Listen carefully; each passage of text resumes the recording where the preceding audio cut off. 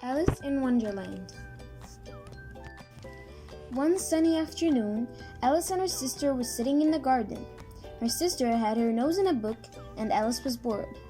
She was just about to begin making a daisy chain when a white rabbit with pink eyes ran past. I'm late!" cried the rabbit. The rabbit scurried off across the lawn. "Oh, my ears and whiskers!" he cried, diving down a round, dark hole. "Wait for me!" called Alice, running after him. She peered down the hole, and before she knew it, Alice felt herself falling down, and down she went. Alice landed bump on a pile of leaves. Ahead, she could just see the white rabbit disappearing down a long passageway. She followed him and found a tiny golden key lying on a glass table. The key opened a little door, beyond which was a beautiful garden. "I'm too big to get through," said Alice. Then, on the table, she saw a bottle with a label that said, "Drink me." Curiouser and curiouser, she took a sip from the bottle. Suddenly, she began to shrink. Soon, Alice was no longer bigger than the white rabbit. Alice went to open the door, but found that she had left the key on the table. She cried, and soon Alice was floating in a pool of tears. "Grab my tail!" called the mouse as he swam towards her. The mouse towed Alice to a safe place on the shore. After a while, Alice heard the pattering of footsteps as the white rabbit ran up to her. "My goodness, I'm late! Oh, my fur and whiskers!" Thinking Alice was his maid, he told her to go into his house and fetch his gloves and fan. So, Alice went inside the rabbit's house. Inside the cottage, a table was laid with scrumptious things to eat, including a chocolate cake with the words, "Eat me" on its icing. Alice got a piece and took a large bite. Suddenly, she felt herself getting taller and taller and taller, until with a bump, her head hit the ceiling. The white rabbit was across. "I have an appointment with the queen," he said, "and you're blocking the door." Alice sobbed, and without thinking, she fanned herself with the white rabbit's magic fan. Immediately, she began to shrink. "Will I ever be my right size again?" she wailed. Alice left the rabbit's house and walked on. Soon she heard a sleepy voice, but saw no one, only a mushroom that was about her size. Stretching on tiptoe, Alice peered over the edge and saw a large blue caterpillar smoking a strange pipe. "Who are you?" it said. "I hardly know who I am," said Alice. "I change so often. If you eat 2 pieces of my special mushroom, one will make you bigger and one will make you smaller," said the caterpillar. So, Alice ate 1 piece of the mushroom and instantly began to grow. Soon, she was her normal size again. "I really must go and try to get into the garden," said Alice.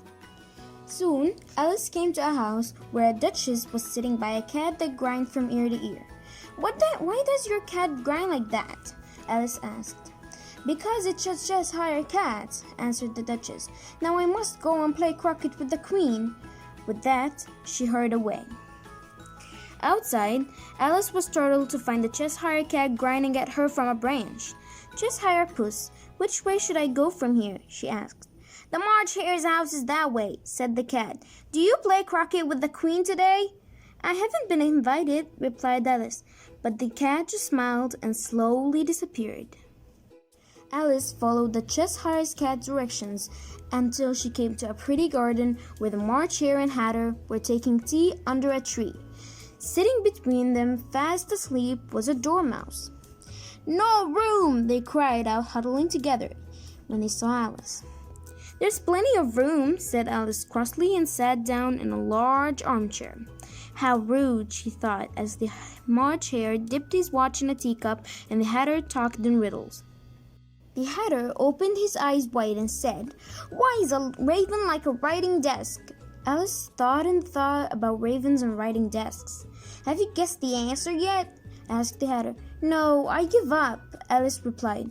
"What's the answer?" "I haven't the slightest idea," said the Hatter. Alice was very confused indeed.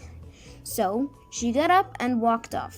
"I'll never come here again," she said. "This is the stupidest tea party I've ever been to." Alice left the garden and walked back to the woods, just as the Hatter and the March Hare were putting the Dormouse into the teapot. In the woods, Alice found a door that led back to the glass table with the golden key. Nibbling the second piece of the caterpillar's mushroom, Alice shrank. Soon, she was small enough to unlock the tiny door and enter the little garden. There, she found pretty heart-shaped trees and brightly colored flowers. Suddenly, a procession came towards Alice, and there were shouts of "The Queen! The Queen!" Alice saw the White Rabbit, the Knave of Hearts, and the King and Queen of Hearts. "Who are you?" asked the Queen.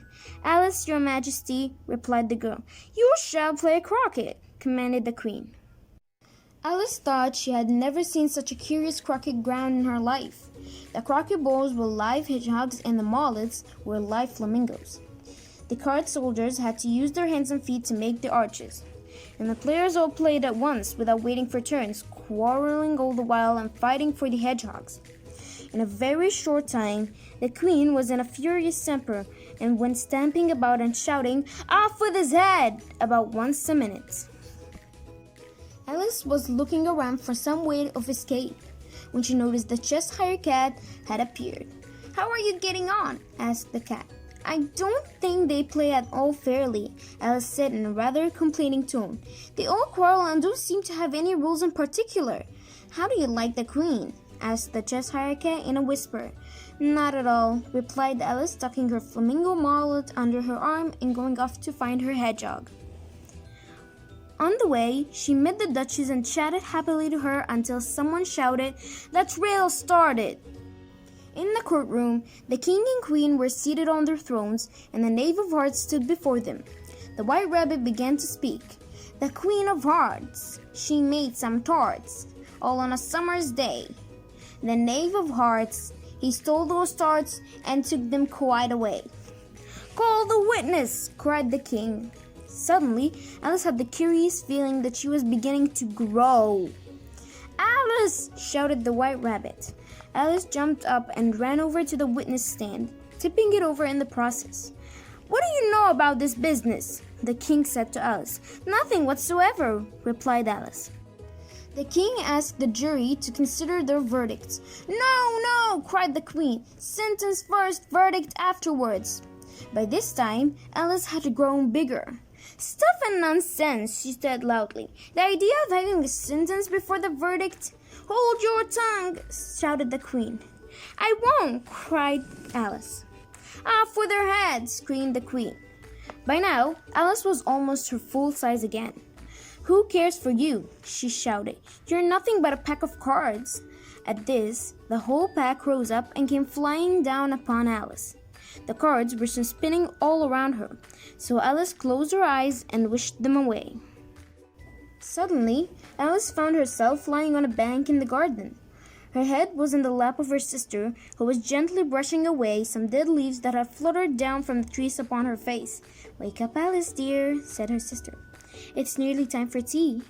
"Oh, I've had such a curious dream," said Alice. She told her sister as well as she could remember all the strange and magical things that had happened in her adventure. When she had finished, Alice got up and ran off, thinking what a wonderful dream it had been.